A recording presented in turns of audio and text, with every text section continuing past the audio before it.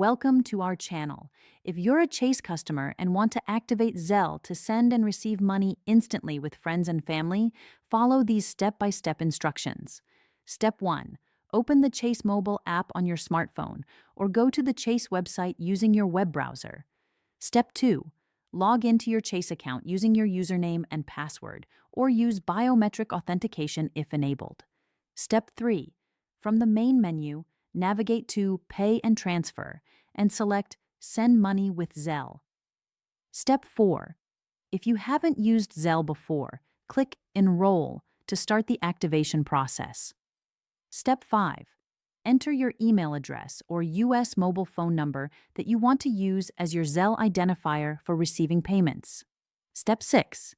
Review and accept the Zelle User Service Agreement and Chase's privacy notice to proceed. Step 7. Verify your contact information by entering the confirmation code sent to your email or phone via text message. Step 8. Choose the Chase checking or savings account you want to link to Zelle. Once complete, you can immediately start sending and receiving money. Don't forget to like this video and subscribe to our channel.